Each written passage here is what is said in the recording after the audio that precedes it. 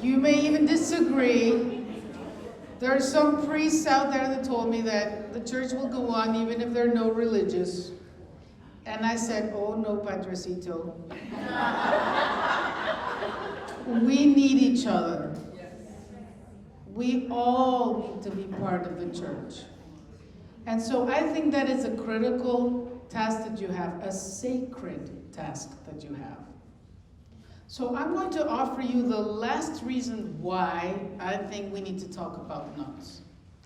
And the last reason that I believe for your time here that I think is critical is that nuns' lives, sisters' lives, help us to remember why. Help us to remember why. The why we started this, and why I wrote in Spanish, encontrando sentido en la vida de la consagración bautismal. Finding the meaning of our baptismal consecration. Sisters' lives are a constant reminder for all of us of our why. And I believe that we're living a critical time to teach that why. A critical time. I think the opioid epidemic, the suicide epidemic, they are calling us to notice that life is empty of meaning. And if there is no life with meaning, then anything is possible, anything is valid. And I think the sisters' lives can help us teach a story about why. And I would suggest that first they tell us a story that a committed life, that a lifelong commitment, sí se puede. It is possible for any one of us, with its ups and downs, with its sides, with its turns, with its reversals, but it is possible. A life of discipleship, a life in community is possible. Not because the sisters or the nuns were particularly special or different or superheroes. They were just like you and me. They had their hard times. They don't put that stuff up on the website, by the way. You'll probably have to ask the kids to think about it. Do you think they ever face some frustration? But it shows up. It shows up all the time. A life that can only be explained by the values of the gospel is possible.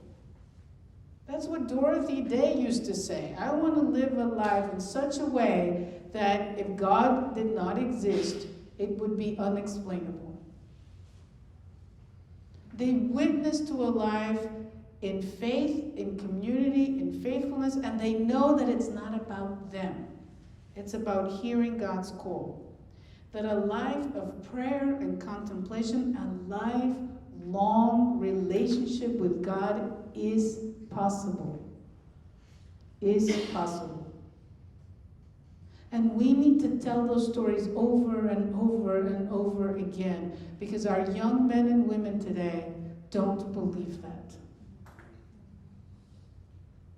And they don't believe it from just anyone. But these sister stories, they bring credibility to what you're doing. Real life examples. And there's so many. There are so many. And then I think they remind us that if you live with a why, if you live a life with meaning, then there's joy. And I brought you some proof. You may not believe me, but I brought you proof. So congregations have this big deal thing that is called Jubilee. How many of you know what a Jubilee is for the sisters? You know, like, what is that Jubilee thing? It's a very nutty thing. And so sisters that make it to 25 years of vows, or 50 years of vows, or 60 years of vows, or 75, they go all out on a party. That's when we bring out our Sunday's finest. And this year, I had the privilege of going not to 1 or 2, but 3 Jubilees. One in San Antonio, for my sisters here, one in Mission San Jose, California, and one in Mexico City. All in 1 week. It was quite a feat, but as I was flying back from the last one, so I brought your pictures, I said to myself, look at Sister Kitty, everybody is smiling. Everybody is smiling. There is a joy to Jubilee that is very special. So if you ever get invited to a Jubilee, go. Don't hesitate, go. Look, these are the Mission San Jose Dominicans. They're all beaming. These are my sisters in Mexico. Oh, look at them. There's like a joy. There's a joy there. You see it too, right? These are my sisters in Mexico. 60, 75, 60 years in religious life. That joy is very special. Look at how content and happy Sister Rosa de Lima and Lucha look. There's a joy to that celebration. So what did I learn with my 3 Jubilees? I learned that a life with meaning is a life of joy. And I think of my mother. If she knows why she's doing what she's doing, she is very happy. Even about you going to work.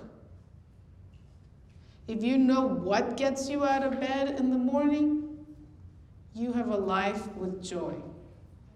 So I think women religious can offer us a place to find meaning, a sacred space for conversation. Sisters always return to their why.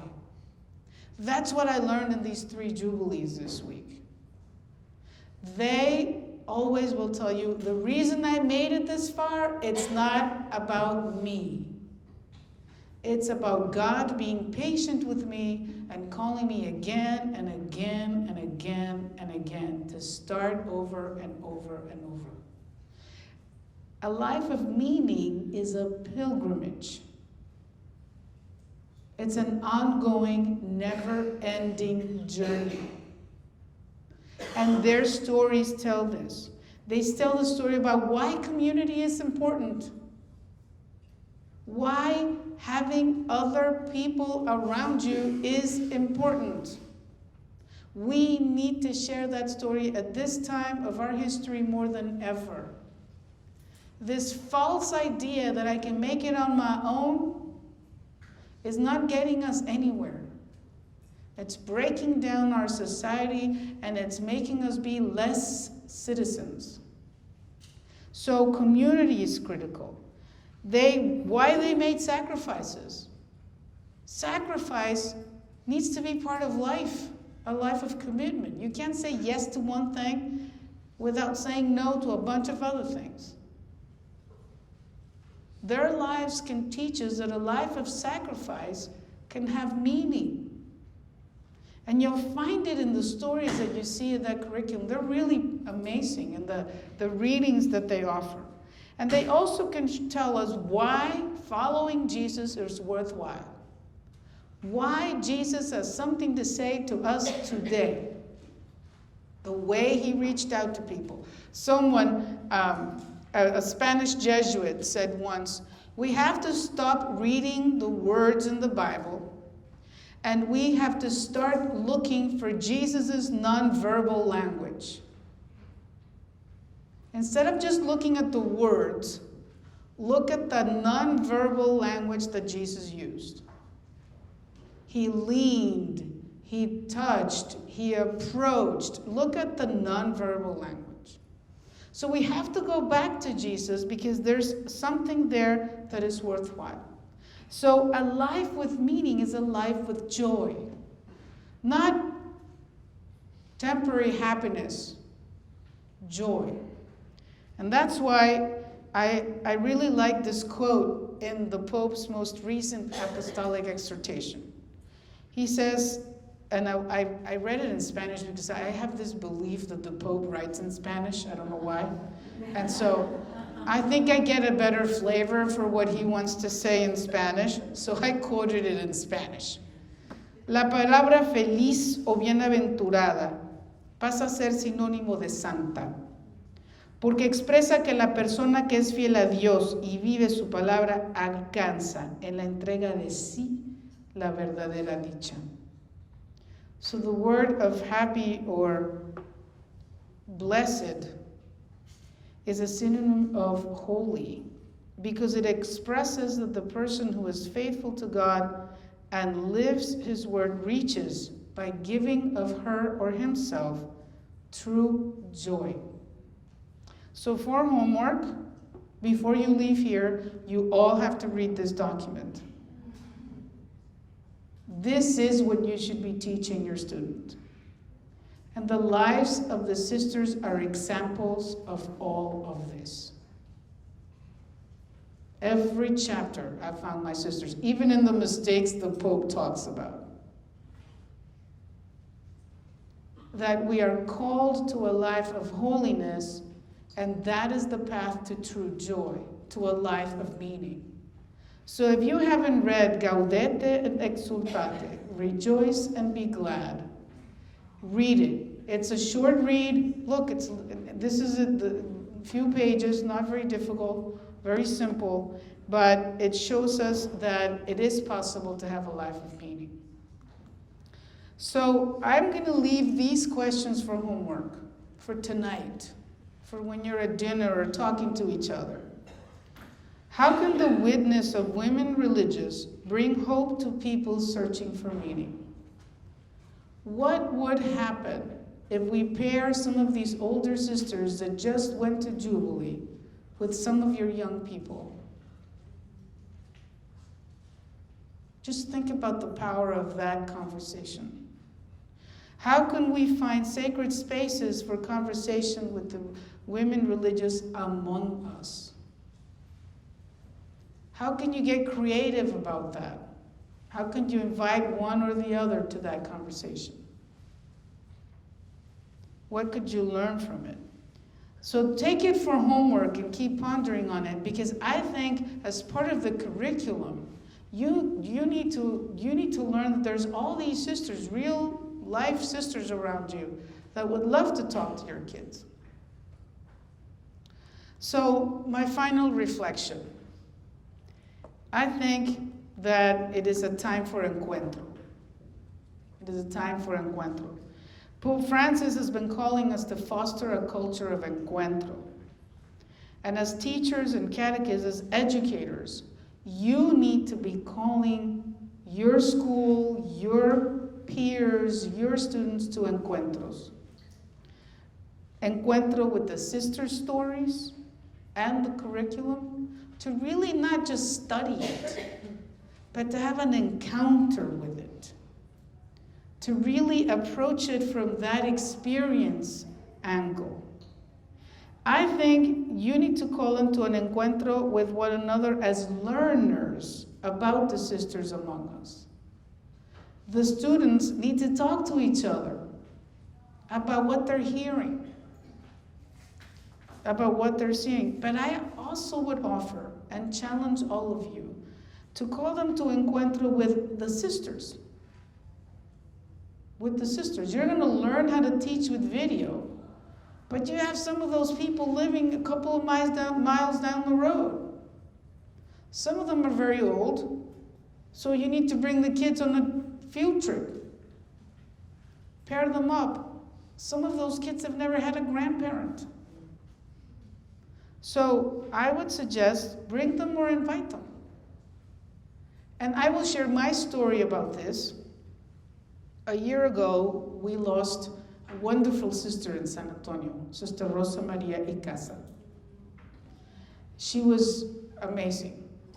You know, she got a degree, she taught at UIW, then she went to MAC. She worked with everyone that wanted to learn Spanish and the Latino culture, and she was still translating at almost 95 for us. But then her health started to fail, and I was teaching here at Oblate. And I had a summer program with Latino students in theology, graduate program. So I told Rosie Casa, Rosie, will you come visit my classroom? And she said, I don't know that I can make it. So we did, we made it happen. She came in the wheelchair. She visited with the graduate students in theology, my 15 students in the class. I think that's all they are ever going to remember about my class. Because she sat in that room with all those years of wisdom, with all those years of service to the Latino community. And she encouraged them to know who they are and to do what they have to do for the community. When the evaluations came back, she did, in just one visit, what I would have tried a whole semester to accomplish in my students. So take advantage of what this curriculum offers you, because it's going to help the rest of your goals as a teacher, as a catechist, as a director of religious education. These stories have a great treasure, and I think they hold a key to the future of a community as church. So remember why. Remember why. As you go through this week, as you go back to your regular jobs and begin school in the fall, we need you to tell the rest of the story. So the one thing I have left to say is gracias. Thank you all very much for what you're going to do and what we can do together.